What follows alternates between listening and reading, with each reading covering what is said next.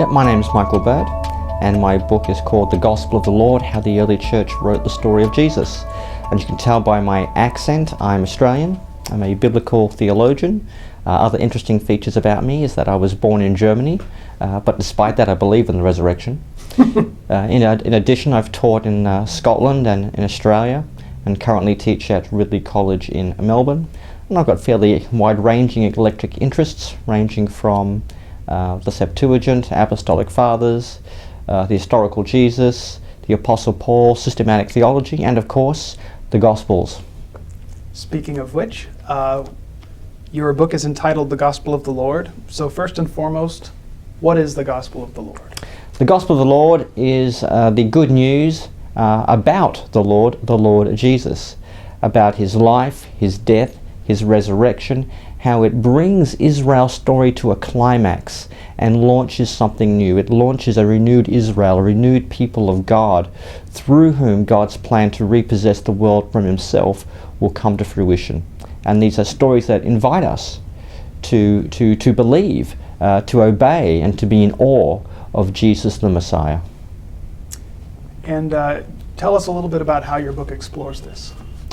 Basically, the book is looking at the issue of, okay, on the one hand, Jesus starts preaching in Galilee the gospel of the kingdom, about 30 AD or thereabouts.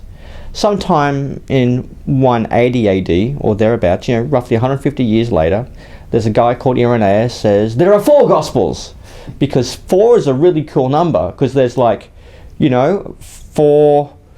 elements, and there's 4 is just a really good number. That's why 4 Gospels. And my question is, how do we get from A to B? How do we get from Jesus, from Nazareth, preaching the gospel of the kingdom, or wherever it was in Aramaic, to Irenaeus arguing there can be no more and no less than 4 Gospels for the church? So it's basically plotting a trajectory. How do we get from A to B? And we've got to look at all the various source critical issues. How was the Gospels formed on the basis of the Jesus tradition being transmitted? What is the literary genetics of the Gospels? Did one or more Gospel use the others? And here we're doing things like the synoptic problem, looking at the Johannine question, how John relates to the others. And then we're looking at some other things about what happened after the Gospels. Out of all the Jesus literature that was around, and there were other books about Jesus in the early church that were written.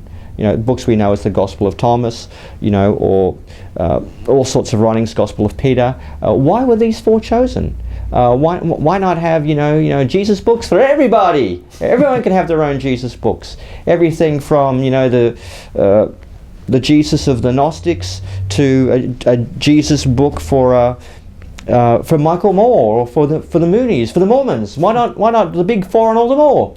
There's so many different options. And why not just have one? Or why not just have one big uber gospel, a big harmony? There's so many options. Why did they go for 4 gospels, particularly when it would create a few problems down the line? That, in a nutshell, are the issues that got to be addressed. Would you read the 4 Gospels as independent works of literature, or do you believe that they were always supposed to be taken together as a 4-fold gospel? Yes. I think the answer is yes to both questions. On the one hand, each of the Gospels is a literary, narrative, and theological work in its own right, and can be studied on its own. On the other hand, the 4-fold Gospel, the Tetraevangelium, is a distinct literary unit, a distinct canonical unit. I think it's quite providential that the canon is ordered the way that it is. A lot of people love Paul, and Paul's cool. Paul's great. Paul's my mate. I like Paul. Paul rocks, but Jesus reigns. And in the providence of God, you've got to read 4 Gospels and an account of the beginnings of the church before you get to Paul, before you get to Hebrews, before you get to Revelation. And so I think the shape of our canon, with our 4-fold repetition of the story of Jesus, goes to show that we have a real Jesus-centered faith, and that there is no gospel with a small g without the 4 Gospels with a big G. So what are a few important controversies that you're sort of weighing in on? There's a number of issues we're looking at. There's one, basically, where did the Gospels come from?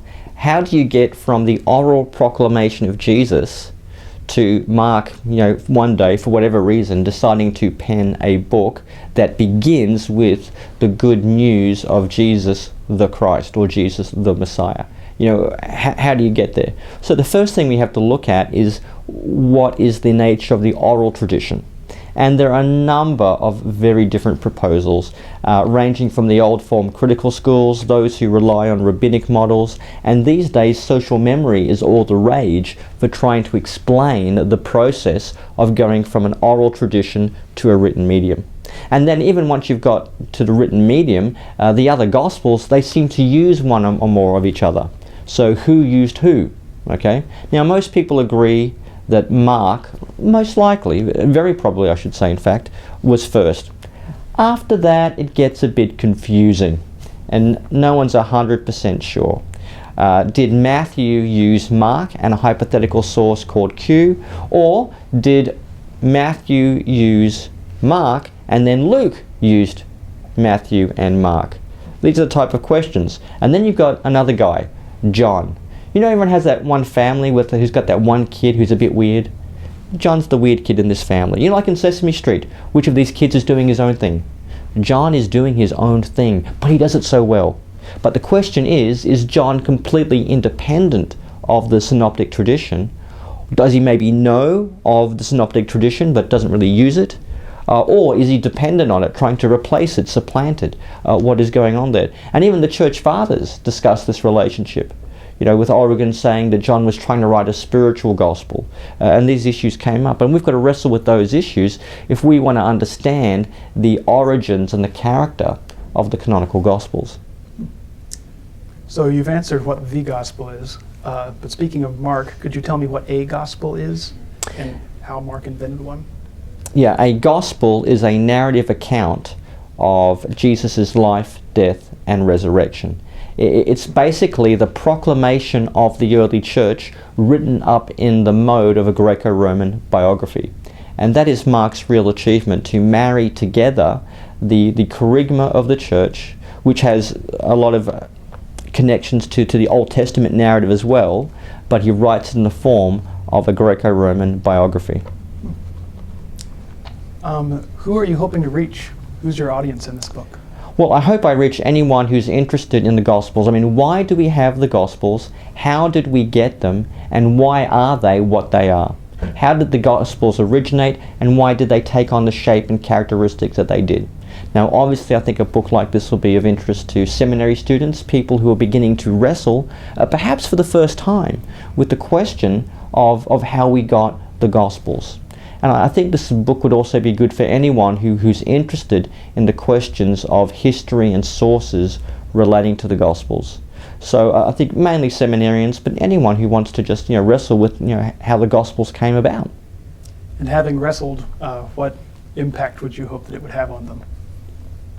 I hope people who read this book come away with an understanding that the Gospels did not fall out of the sky, with Jesus' words written in red, bound in leather, written in ye old English, complete with Schofield footnotes.